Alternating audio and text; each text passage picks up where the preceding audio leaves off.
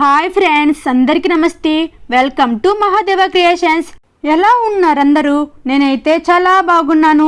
అందరూ కూడా బాగున్నారని అనుకుంటున్నాను. శుక్రవారం చేతి నిండా గోరింటాకు పెట్టుకుంటే కష్టాలుండవట. సీతమ్మ ఇచ్చిన వరమే కారణమట. చేతి నిండా గోరింటాకు పెట్టుకునే మహిళలకు కష్టాలుండవని పురాణాలు చెప్తున్నాయి. గోరింటాకు అంటేనే మహిళలు ఎంతో ఇష్టపడుతుంటారు. చిన్న చిన్న ఫంక్షన్లైనా పెద్ద పెద్ద వేడుకలైనా గోరింటాకు లేకుండా జరగదు. ప్రస్తుతం గోరింటాకు నూరి పెట్టుకోకపోయినా మెహందీలపై మహిళలు ఎక్కువ ఆసక్తి చూపుతున్నారు.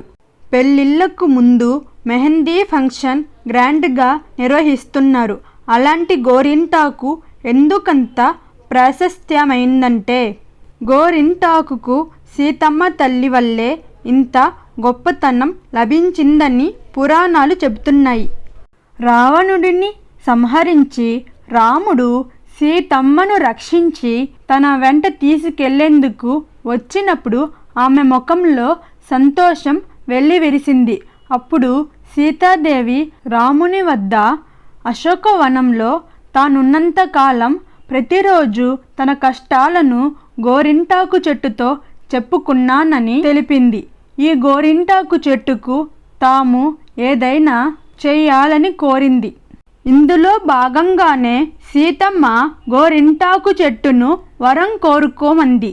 అయితే గోరింటాకు చెట్టు మాత్రం తనకు ఎలాంటి వరాలొద్దని చెప్పింది. ప్రస్తుతం మేము ఎలా సంతోషంతో కలకలలాడుతుందో సీతమ్మ లాగానే లోకంలోని మహిళలందరూ సంతోషంగా ఉండాలని ఆకాంక్షించింది.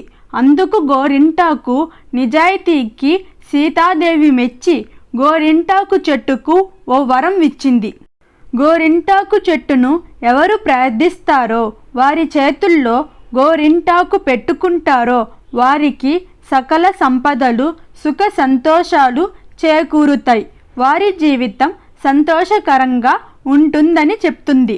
అందుకే ఇప్పటి వరకు ఉత్తరాదిన వివాహానికి ముందు మెహందీ ఫంక్షన్ అట్టహాసంగా జరుగుతుంది.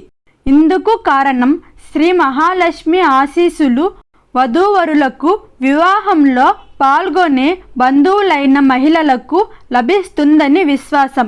అందుకే శుక్రవారం పూట గోరింటాకును మహాలక్ష్మీదేవిని ధ్యానించి చేతులు పండేంతగా పెట్టుకుంటే మహిళలకు ఎలాంటి కష్టాలుండవని, శ్రీ మహాలక్ష్మీదేవి అనుగ్రహం లభిస్తుందని పండితులు చెప్తున్నారు. ఈ వీడియో మీకు నచ్చినట్టయితే, ఇన్ఫర్మేటివ్గా అనిపిస్తే ఇలాంటి మరిన్ని వీడియోస్ కావాలంటే నా ఛానల్ని సపోర్ట్ చేయండి. Like, share, subscribe my channel. Thanks for watching.